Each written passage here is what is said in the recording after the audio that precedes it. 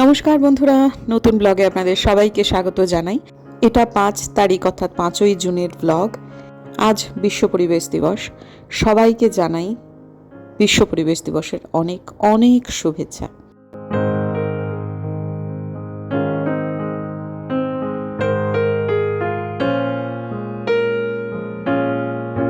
এগুলো সব কাশ্মীর থেকে নিয়ে আসা ফ্রিজ ম্যাগনেট। যখন কিনছিলাম, যেদিন কিনছিলাম সেদিনের ব্লগ আছে, সেগুলো এখনও পাবলিক করতে পারিনি। তবে আমি এবারে উপহারের জন্য কাশ্মীর থেকে বিশেষ ফ্রিজ ম্যাগনেট কিনে নিই। যেগুলো উপহারে কিনেছি সেগুলো আজকে কিছুটা আপনাদেরকে হয়তো আপনারা বুঝতে পারবেন ব্লগের গতি যখন যেরমভাবে যাবে সে আন্দাজে। এখন আমি এখানটাতে এত জমে গেছে যেখানে একটা লাগাবো, বাকিগুলো সব এদিক ওদিক ছড়িয়ে ছিটিয়ে। ঘরে স্টিলের আলমারির তো অভাব নেই, আমার কেনা ফ্রিজ ম্যাগনেট এবার ছড়িয়ে পড়বে সমস্ত আলমারিগুলোতেও।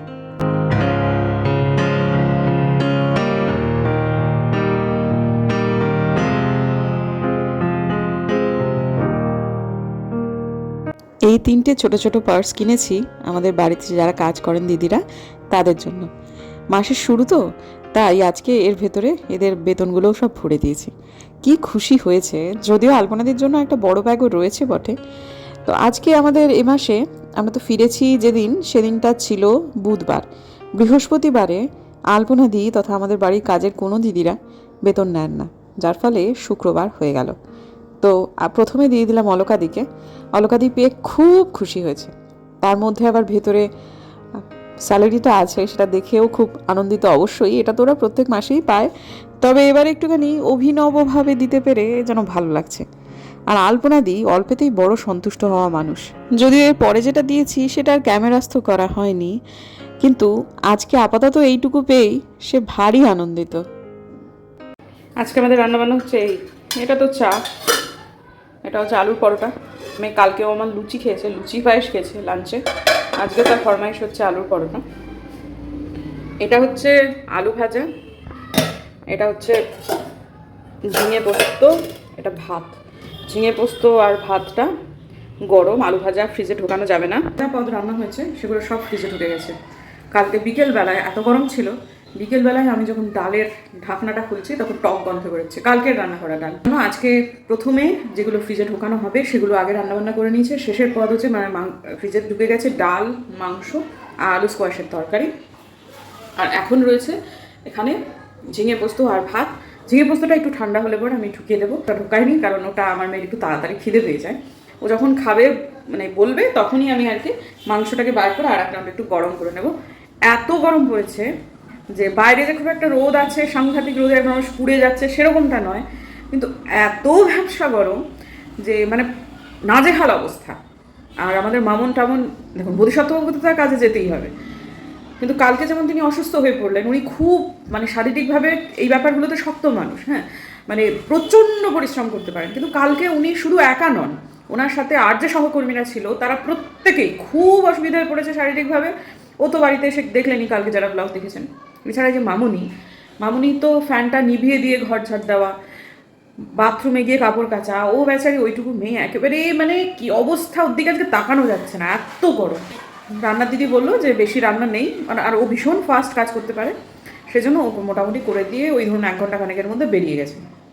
আর আলপনাদির কাজ হচ্ছে আমাদের একতলার রান্নাঘরে তো কোনো দরজা নেই, আমার শ্বশুরমশাই ওই 2টো ফ্যান ফুলোদমে চালিয়ে রেখেছে। আমার শ্বশুরমশাই রান্না সর্বসাকুল্যে 3টি পদ ভাত ধরে, যে ওর খুব একটা কষ্ট হচ্ছে না। কিন্তু মামুনিটার আজকে দেখলাম সত্যি মানে মুখের দিকে তাকিয়ে বোঝা যাচ্ছে যে বেচারি মেয়েটার খুব কষ্ট হচ্ছে। যাই হোক, এরকম একটা অবস্থায় যেটা করা উচিত, খুব বেশি করে জল খাওয়া দরকার, মাথায় ছাতা নিয়ে বেরোনো উচিত।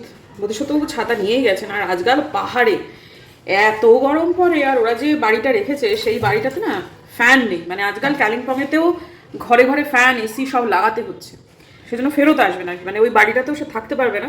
ওকে থাকতে হলে কোনো একটা এসিওয়ালা হোটেলে থাকতে হবে। কালিম্পংয়ের গরমও কিন্তু একদম এই সমতলে আমাদের যেরকম গরম সেরকমই। করে করে রান্না করছো? এই যে আমাদের ডাল আর মাংস, মাছের ঝোল করলাম। এটা দেখো উপরে ভাতও পড়ে গেছে, মানে অনেকক্ষণই রাখা হয়েছে। হ্যাঁ, তুমি এখন ভাত করলে? হ্যাঁ, আমি ওই থেকে দেরি করে কালকে গোটা ডাল ফেলে দিয়েছি। হ্যাঁ, দেখো তো কত দাম, নষ্ট হলে বড্ড গায়ে লাগে।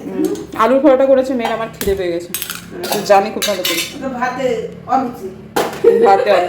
ভাতে আলু লুচি। কালকে ও লুচি পায়েস, আজকে বলে কিনা ওটা হবে, আমরা না হবে না, কি কোনটা হবে না? আলুর দম আর লুচি। এখন না, তা বললে চলো।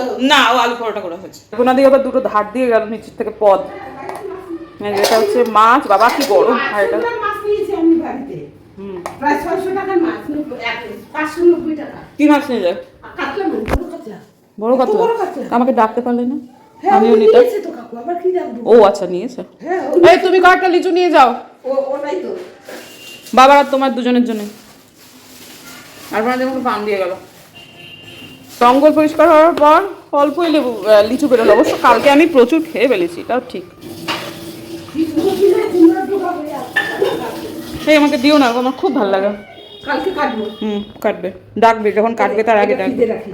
যখন কাটবে তার আগে ডাকবে। আচ্ছা, আচ্ছা। এই বড় বড় পাতা দেখো। থালার মতো? এই যে এখানে দেখো। ঠিক আছে, আমার মেয়ে খেতে চেয়েছে, এবার দিয়ে দিই।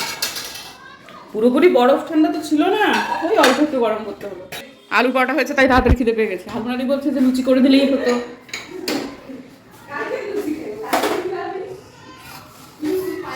আজকে গরুর দুধ নেওয়া হয়েছে, কাকু বসেছিল ওইখানে বারান্দায়। তাই? হ্যাঁ, যে দুধওয়ালা যাবে তখন ডাকবো। আমিও দুধওয়ালাকে বলেছি, ঠিক আছে দুধ দিবে। ভুলে গেছে। হ্যাঁ, বলে কি না, আমাকে বলেনি তো। আমি বলেছি তো, আমার সঙ্গে দেখা হয়নি দুধওয়ালা।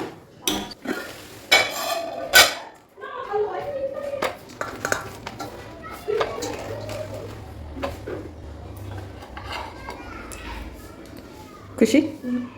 প্যানকেকের মতো কেমন লাগছে? আলু পরোটা। মাথায় প্রচুর পরিমাণে তেল দিয়েছি, চানে যাব। ব্লিঙ্কিট করেছি, ব্লিঙ্কিটটা আসবে। আমরা কাশ্মীরেতে কুনাফা খেয়েছিলাম। প্রথমে বুঝতে পারিনি যে ওটা কী, কিন্তু কিছু একটা খেলাম যেটা অসম্ভব ভালো খেতে লাগলো। শেফকে গিয়ে জিজ্ঞেস করলাম যে এটা কী বানিয়েছেন। উনি বললেন ম্যাম এটা কুনাফা ডেজার্ট। বানানোর পদ্ধতি যেটা বুঝলাম খুব একটা কঠিন কিছু না। তো তারপর উনি অবশ্য বলে দিয়েছিলেন যখন দুধটা ফোটাবেন তখন তার মধ্যে যদি আপনারা চিজ গ্রেট করে দিয়ে দেন বা যদি স্লাইস চিজ দেন তাহলে কিন্তু আপনাদের বেক করতে হবে না। আর যদি ওপর থেকে চিজের গুঁড়ো দিয়ে দেন তাহলে কিন্তু ওই ধরুন 5 মিনিট থেকে 10 মিনিট একটু চিজটাকে মেল্ট করতে আপনাদের বেক করতে হবে। উনি বেক করে করেননি। তবে এই কুনাফা ডেজার্টের একটা জিনিস হচ্ছে এটা ঠান্ডা করে খেতে হবে।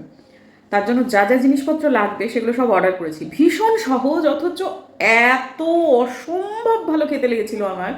মানে মুখ মেরে দেওয়া মিষ্টি নয়, অথচ কি দুর্দান্ত খেতে লাগে। তা সেগুলো সব আসছে, তা সেটা রিসিভ করে নিয়ে চান করব। চান করে উঠে আগে ডেজার্টটা বানাবো, বরের জন্য দুধ চা করবো, তারপর আমি অন্যান্য কাজ করব। লাগবে সর্বসাকুল্যে এই কয়েকটা জিনিস। প্রথমেই যেটা লাগবে সেটা হচ্ছে সেমুই। এটা রোস্টেড সেমুই। আমি মূলত 4টে জিনিস নিয়ে এসেছি হচ্ছে ব্লিঙ্কিটে, আর এগুলো সব ঘরেতেই ছিল। একটু কিন্তু বলে দিই আগে, এটা হচ্ছে রোস্টেড সেমুই, cornflour, Milkmaid, condense milk যেটাকে বলে, এটা মিঠাই মেড। আচ্ছা, এটা হচ্ছে ক্রিম, লাগবে হচ্ছে জল একটুখানি, দুধ, চিজ, চিনি, ঘি, একটু ড্রাই ফ্রুট হলে ভালো হতো, কিন্তু ড্রাই ফ্রুট দিলে আমার বেটি খাবে না, তাই জন্য আমি দেবো না। দিলে কিন্তু ভালোই হতো। চলুন তাহলে এবার শুরু করি। প্রথমেই চিনির জলটা বানিয়ে নেব। যতটুকু জল দিয়েছি আমার ভার্মিসেলি যা ছিল সে আন্দাজে জলটা কিন্তু একটু কম হয়ে গেছিলো। এটা হচ্ছে আমার আজকের এই রান্নার প্রথম অভিজ্ঞতা এবং ভুল। পরবর্তীকালীন যেদিন রান্না করব সেদিন এই চিনির জলটা একটুখানি বাড়িয়ে দিতে হবে পরিমাণে। তো আমার এটা প্রথমে ওই চিনি সিরকা যেটাকে বলে সেটা হয়ে যাবে, আর তারপর এটাকে আমি ভেঙে ভেঙে নিতে হবে। এইটা হচ্ছে আমার দ্বিতীয় ভুল রান্নার ক্ষেত্রে, সেটা হচ্ছে এটাকে বার করে নিয়ে কাঁচি দিয়ে একেবারে ছোট ছোট করে পিস করতে হতো। আমি যেরকমভাবে করেছি আমাকে শেফ বলে দিয়েছিলেন, কিন্তু ওদের এক্সপার্ট হাত বা ওদের টেকনিক সেটা বোধহয় সম্পূর্ণ একটু আলাদা ছিল। এটাকে পুরোপুরি ভেঙে নিতে হবে, মানে একেবারে ছোট্ট ছোট্ট টুকরো করে ফেলতে হবে। যত ফাইন ভার্মিসেলি হবে মানে সিমুই হবে এবং টুকরোটা যত ছোট ছোট হবে তত বেশি ভালো হবে। এমনিতেও যেটা হয়েছিল সেটা যেই মুহূর্তে বসে আমি ভিডিও করছি একটি অবশিষ্ট কণাও বাকি নেই। খেতে খুব ভালো হয়েছিল, তবে আরও বেশি ভালো হতো যদি এই ভুলগুলো আমি না করতাম। আর এর মধ্যে দিয়ে দেবো হচ্ছে ওই সেমুইটা, যেটা আমাকে এখন ভাজতে হবে অর্থাৎ ড্রাই রোস্ট করতে হবে। ইতিমধ্যে ওটা মানে রোস্ট করাই সেমুইটা ছিল, কিন্তু সেটাকে আর একটুখানি ঘি দিয়ে ওপর নিচ আমাকে করে দিতেই হবে। আচ্ছা, 3 নম্বর আর একটা ভুল যেটা হয়েছে, যেটা অবশ্যই একটা মানে উপাদান আমি ভুলে গিয়েছি আনতে, সেটা হচ্ছে ওরা আমাকে বলে দিয়েছিল, মানে শেফ বলে দিয়েছিলেন, ওরা নয় শেফ বলে দিয়েছিলেন যে ম্যাডাম এটার মধ্যে যদি দেন তাহলে এলাচ গুঁড়ো দেবেন। বাঙালি পায়েসে আমরা যেরকমভাবে এলাচ থেঁতো করে দিই খোসা সমেত, সেটা কিন্তু দেওয়া যাবে না। এলাচ গুঁড়োটা আমি আনতে ভুলে গেছি। তো এই 3টে জিনিসই আমার একটু ভুল হয়েছিল, কিন্তু ওই প্রথমবার অভিজ্ঞতার অভাব যেটা হয়ে থাকে। কিন্তু এছাড়া ভালো হয়েছিল খেতে, সত্যি কথা। তো যেহেতু আমার এটা আজকে সম্পূর্ণ পারফেক্ট বলে আমার নিজের মনে হয়নি, সেহেতু এটা আমি আর শর্টসে আজকে শেয়ার করব না। শর্টসে কিন্তু আমি সেই দিন দেবো যেদিন এটা একেবারে আমার নিজের কাছে সম্পূর্ণ পারফেক্ট বলে মনে হবে। তো যাই হোক, এখন আপাতত ওই যে দেখলেন প্রথমে ওপর নিচ করার পর যে চিনির সিরকাটা বা চিনির রসটা ছিল সেটা কিন্তু আমি এর ওপর ছড়িয়ে দিয়েছি, সেমইয়ের ওপর দিয়ে সেটাকে ভালো করে ওপর নিচ করে তারপর এটাকে এইরকম অবস্থাতেই, গরম অবস্থাতেই আমি জাস্ট ঢাকা দিয়ে দেবো। তলায় কিন্তু এই মুহূর্তে কোনো গ্যাস চলছে না। এরপর যেখানে আমি চিনির রস বানিয়েছিলাম সেই কন্টেনারের মধ্যেই দিয়ে দেব। এই যে যতটা দেখছেন কৌটো ততটা তো নয়, মানে ওই হাফটুকু দুধ আর একটা জায়গাতে মিশিয়ে নেব, মানে ওই যেখানে আমার জলটা রাখা ছিল সেখানে যেটুকু দুধ অবশিষ্ট ছিল তার মধ্যে ওই দুধের ইয়েতে সামান্য একটুখানি জল দিয়ে সামান্য দুধটা বাড়িয়ে নেব আর কি। তার মধ্যে দিয়ে দিলাম হচ্ছে কর্নফ্লাওয়ার। কর্নফ্লাওয়ার আমাকে 3 চামচের মতো দিতে হবে, দিয়ে সেখানে একখানা ঘোল বানিয়ে নেব। আর ঘোল বানিয়ে নেওয়ার পর এই দুধে যেটা ওই ঘোলটা অ্যাড করার আগে আমাকে অ্যাড করতে হবে সেটা হচ্ছে চিজ। তারপর চিজের পর মানে যতটুকু চিজ দেব তার দ্বিগুণ দিতে হবে হচ্ছে ক্রিম। চোখের আন্দাজে আমি মোটামুটি দিয়ে দিতে পেরেছি ক্রিমটা, কিন্তু আপনারা যদি চান আপনারা কিন্তু মেজার করেও দিতে পারেন।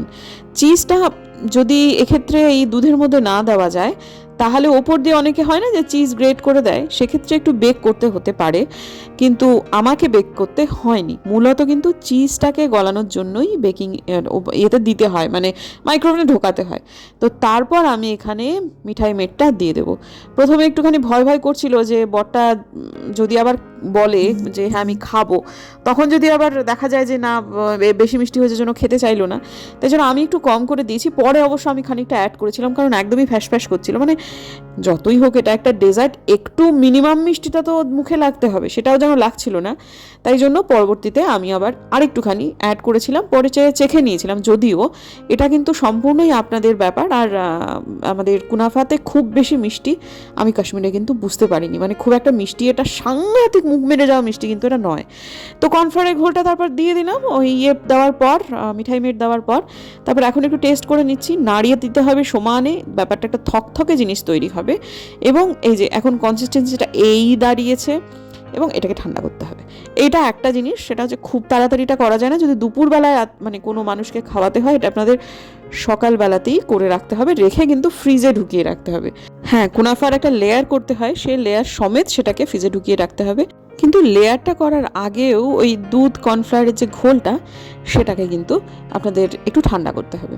তো এখন আমি লেয়ারটা করে নিচ্ছি। প্রসঙ্গত জানাই, আমি কিন্তু এটা সন্ধেবেলাতেও খাইনি, আমরা এটা খেয়েছি পরের দিন মানে সকালবেলাতে, কারণ সন্ধ্যেবেলায় এটা ঠান্ডা পুরোপুরি আমার মনে হচ্ছিলো আরেকটু জমবে।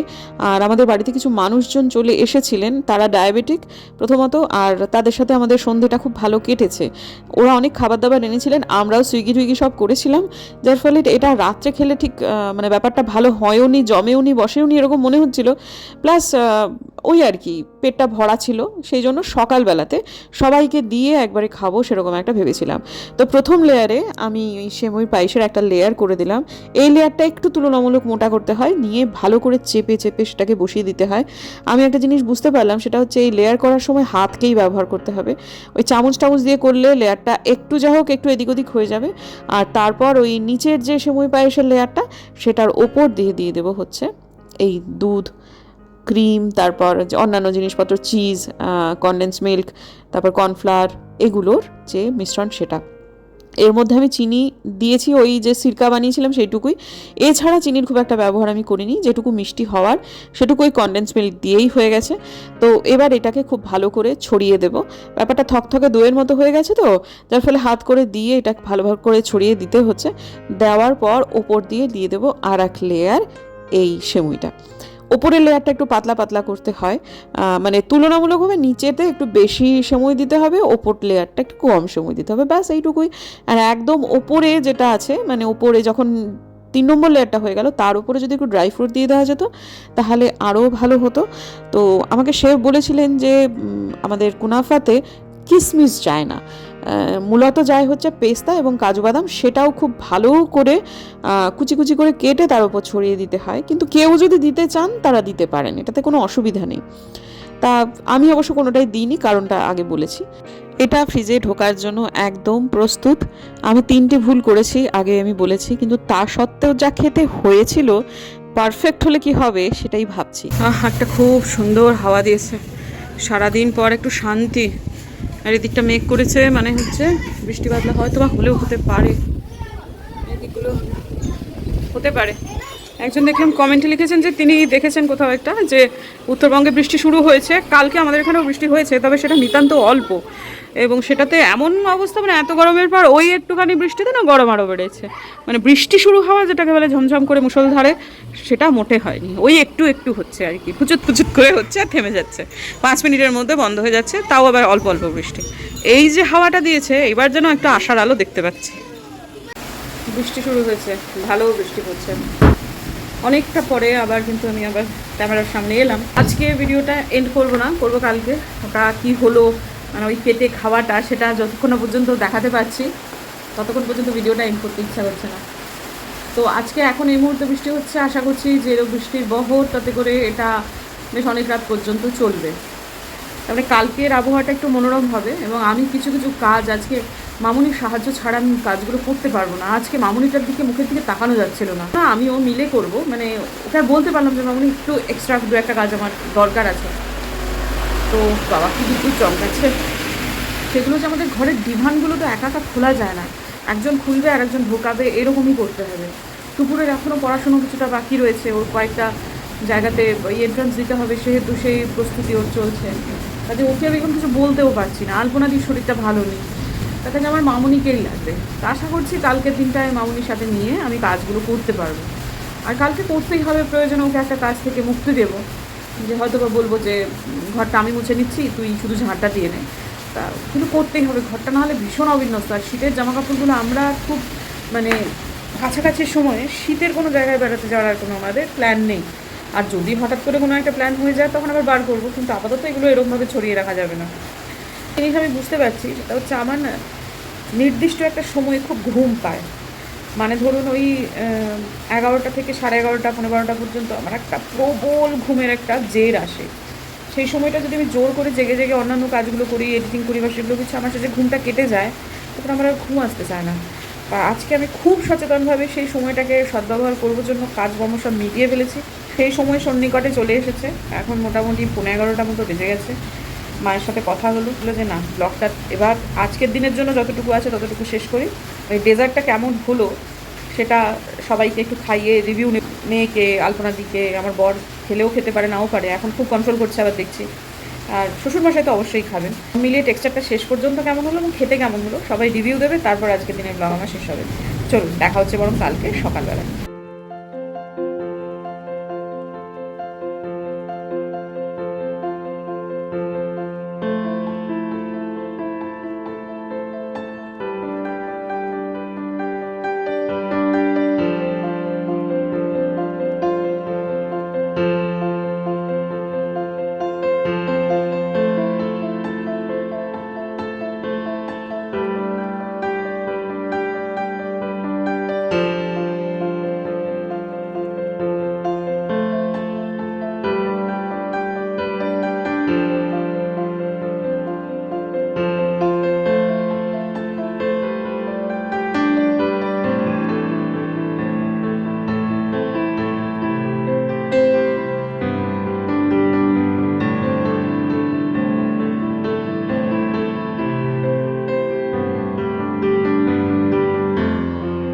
কেমন লাগলো কুনাফা খেতে? বল এটাকে কি বলে?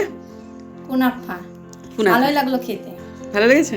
তোমার কেমন লেগেছে? আমার খুব ভালো লেগেছে, আগেরটার থেকে অনেক বেটার লেগেছে আমার। তুমি যেটা বানিয়েছো, আমি আবার আগে কবে বানাতাম। আরে না না, যেটা কাশ্মীরে খেয়েছি তোমার বানানো, আমারটা আমার অনেক বেটার লেগেছে, কারণ হয়তো দইটা অনেক মিষ্টি ছিল। দই না এটা যাই হোক মানে গ্রেভিটা আসলে ওর মনের মতো হয়েছে আর কি মিষ্টি। ভালো লেগেছে, এটা কি দিয়ে করেছো?